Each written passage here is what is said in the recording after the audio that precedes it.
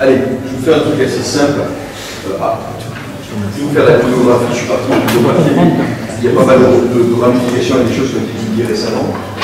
Sur l'étude qu'on a faite à La Réunion, pendant la pandémie toujours, parce qu'on a eu l'occasion de faire quelque chose qui est très rarement fait, c'est qu'on a suivi des gens de manière prospective pour la grippe, dans une cohorte, ce qui est quelque chose qui est très rarement fait, qui m'a permis de regarder ce genre de choses. Alors, la manière dont c'était organisé, c'est simple. On avait un certain nombre de foyers qu'on a suivis pendant toute la pandémie de grippe. On les a prélevés avant, le prélèvement sanguin, on les a prélevés après. Et chaque fois qu'il y avait quelqu'un qui était malade dans un foyer, qui avait de la fièvre, qui avait quoi que ce soit, un signe respiratoire, il y avait une infirmière qui y allait, qui prélevait toute la famille, absolument tout le monde, et elle faisait ça 3 fois en 10 jours. Donc elle prenait 3 fois, et les gens étaient prélevés 3 fois. Et donc on avait tous ces aiguillons, on les a analysés, et ensuite on a regardé. Parce que vous voyez à peu près, il y avait à peu près 2000 personnes dans la cohorte, et vous voyez à peu près les chiffres, il y a à peu près 125 foyers dans lesquels il y a des gens qui ont dit qu'ils étaient malades. Et puis à la fin, ça se termine après toute la descente des différents nœuds. En bas, vous avez 10 foyers dans lesquels il y a des gens qui ont déclaré 2 fois, donc 2 épisodes différents, et 85 foyers qu'on a retenus, 300 individus, qui ont reporté un épisode, au moins chez une personne, mais encore une fois, on a prélevé des gens qui n'étaient pas malades, qui ne disaient pas qu'ils étaient malades. Alors, cette cohorte, je ne sais pas si vous voyez bien, mais cette cohorte, elle n'est pas trop mal fichue quand même, parce que vous regardez la colonne du milieu, ou en flou cohorte, vous avez la distribution par rapport à la population de la Réunion, par classe d'âge particulier. Vous voyez qu'elle n'est pas trop mal fichue quand même, parce qu'on est très très proche, 32, 37, 22, 22, enfin. Donc elle représente assez bien la population de l'île, et elle est répartie géographiquement de manière pas parfaite, mais honnête sur l'île. Alors, la première constatation, qui est assez simple quand même, c'est que quand on regarde une épisode comme ça, et qu'on regarde non seulement la grippe, donc PH1N1, mais qu'on regarde les autres virus respiratoires, donc HRV c'est les rhinovirus, HCO c'est les coronas, PIV c'est les parainfluenza, et puis les autres on les a regroupés. La première constatation qui est quand même assez claire, c'est que c'est toujours les enfants qui sont infectés de manière majoritaire, très très majoritaire. Et ça, pour l'ensemble des pathogènes viraux, vous voyez quand même qu'il y a toujours une majorité pour la grippe, on est à 70%, pour les rhinovirus, on est à 61%. C'est un petit peu moins le cas pour les coronas et les parainfluenza, mais en fait, c'est toujours quand même des gens de moins de 20 ans qui sont la cible épidémiologique absolument privilégiée des infections virales respiratoires. Ça, c'est vraiment bien clair. Ça répond à une des questions que j'avais posées. C'est vrai pour la grippe, c'est vrai pour les autres, c'est vraiment les moins de 20 ans qui sont là. La deuxième question, c'est qu'est-ce qui se passe finalement dans une épidémie dans laquelle on a une vraie épidémie de grippe bien décrite? Qu'est-ce qui se passe pour les autres virus respiratoires? Alors, c'est pas blanc ou noir, mais ça vaut quand même quelques commentaires. Vous avez en bas en gris la courbe épidémique des cas de la grippe pandémique tels qu'ils ont été rapportés à La Réunion pendant cette période. Et puis vous avez donc ces barres qui donnent la proportion. Les rouges c'est la grippe et les jaunes c'est les pas grippes. Et vous voyez 2 choses.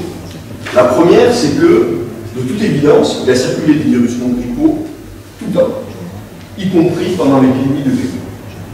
La deuxième chose que vous voyez, c'est que quand même, il y a eu évidemment, au pic de l'épidémie des grippes, on avait une majorité assez large de grippe dans les diagnostics qui étaient faits. Mais il y avait des virus non grippaux qui ont circulé absolument tout le temps. Et ce que vous voyez aussi, c'est qu'à la fin de l'épidémie de grippe, quand la grippe redescend, on a les virus non grippaux qui remontent très fortement et qui occupent le terrain. Alors, si vous regardez maintenant les schémas qui remontent, sur la gauche, c'est par foyer et sur la droite, c'est par individu.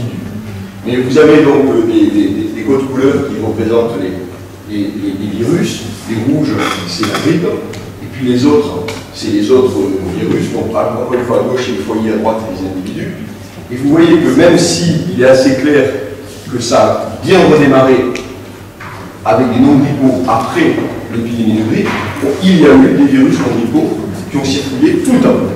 Absolument tout le temps pendant l'épidémie de grippe. Donc pendant une épidémie de grippe, en fait, il y a toutes sortes d'autres virus qui circulent. Ça c'est très largement doublé par toute la littérature.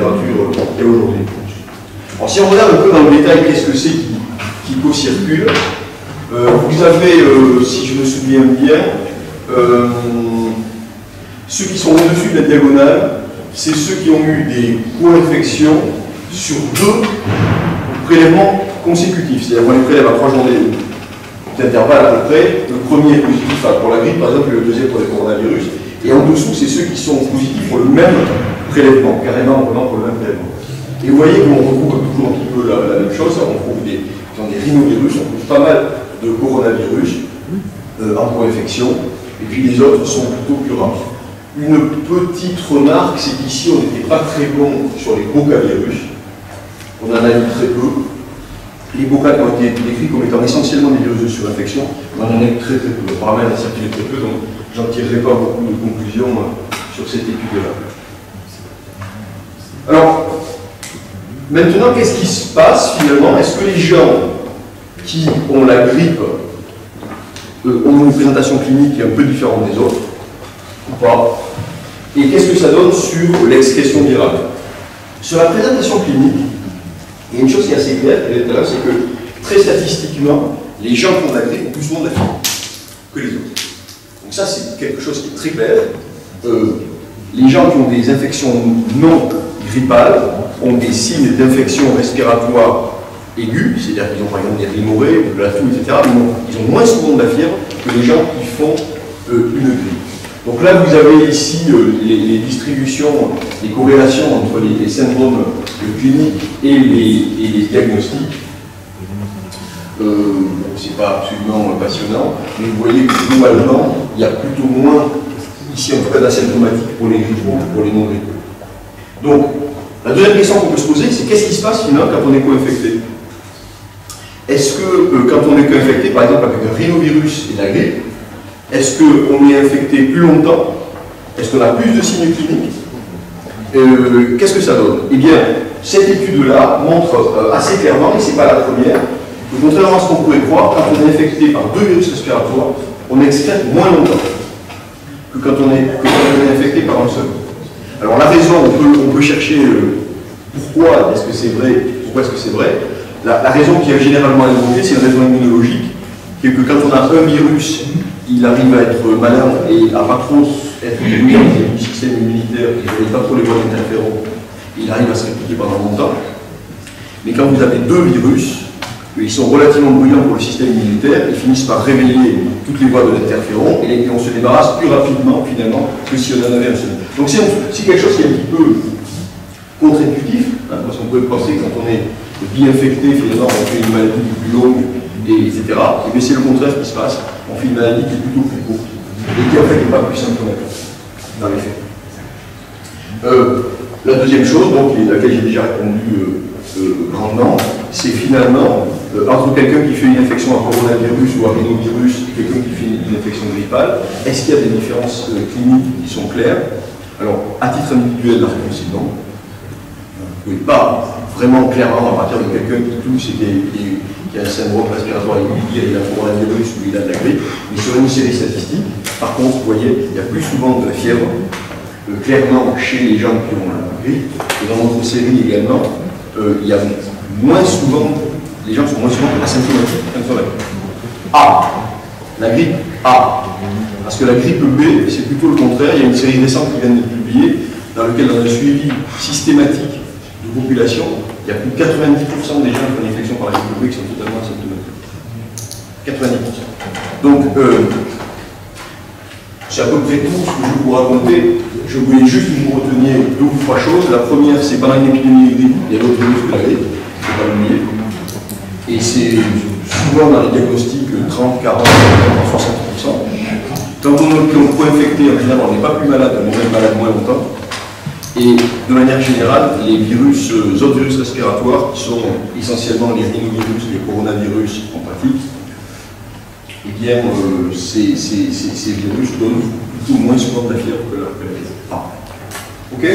C'est tout pour moi. Donc avec ça, vous pouvez répondre à peu près à toutes les questions.